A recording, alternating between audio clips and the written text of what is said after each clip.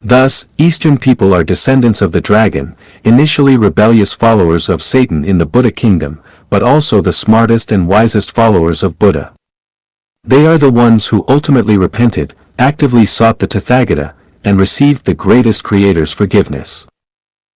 Buddha means someone who are not human, transcends being human. Buddha is nature. To become a Buddha, one must see through the illusion of life, consider everything as void, and view life as a dream.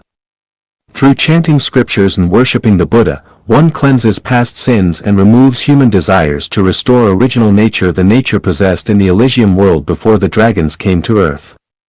Only by achieving this nature can one qualify to become a Buddha and return to the heavenly homeland, the Elysium world, the pure land, the eternal negative universe. Becoming a Buddha is far more challenging than becoming a true Christian or Muslim.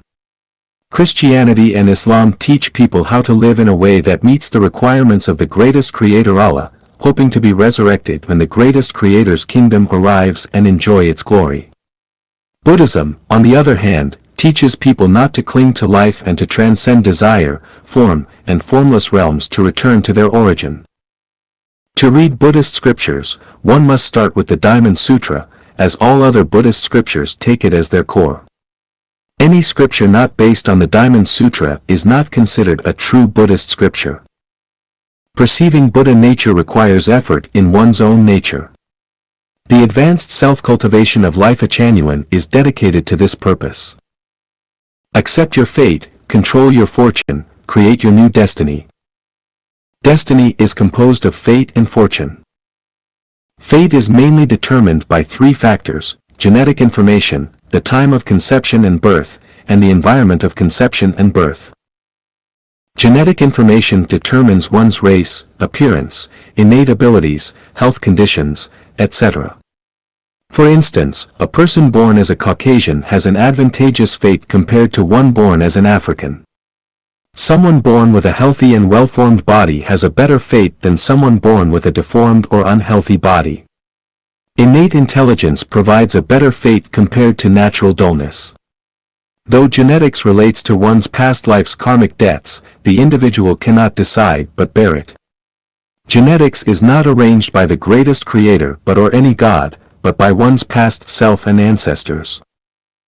The time of birth determines one's heavenly stems and earthly branches, as well as the 5 elements. It predestines one's encounters, tribulations, and even the time of death, and it broadly establishes one's worldview. For instance, the worldview of someone born in a primitive era differs from that of someone born in a highly civilized era. Those born in wartime have different perspectives compared to those born in peacetime. Those born in times of material scarcity and epidemics differ from those born in times of abundance and scientific advancement. The environment of birth shapes one's temperament and life direction.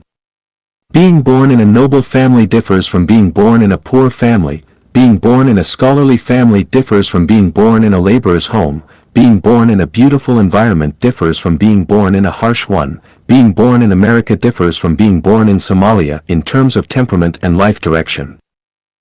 Fortune is mainly determined by character, education and upbringing, and the people one interacts with. Character dictates career. Every profession requires a personality suited to it. If one's character doesn't match their career, success is unlikely, indicating bad fortune. Conversely, when character aligns with one's profession, success is attainable regardless of faith or moral integrity. Imagine if Eisenhower were to become an educator, or Pavlov were to lead soldiers into battle. If Nia Weiping were to become a rock singer, or Cui Jian were to play Go, would they succeed? Reflecting on the early days of China's reform, when a portion of the population was allowed to become wealthy first, all the decent individuals were envious. They found that most of the people who became rich were those who were nebulous, not serious about their jobs, idling away in their workplaces, and seemingly without a future.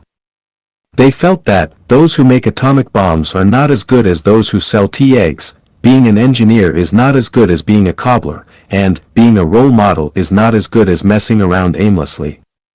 The reason lies in character. those initially successful had personalities unsuitable for rigid, stagnant, and controlled state jobs. When the dynamic environment of the reform arrived, these individuals, who are long repressed, discriminated against and neglected by society, found their fortunes aligning with their adventurous, adaptable natures, leading to success. If one's life is full of struggles and lacks achievement, it is not due to bad fate but an inability to find a career matching one's character, signifying poor fortune. Education and upbringing determine the depth and breadth of one's life, the quality of life, and the social strata one can reach.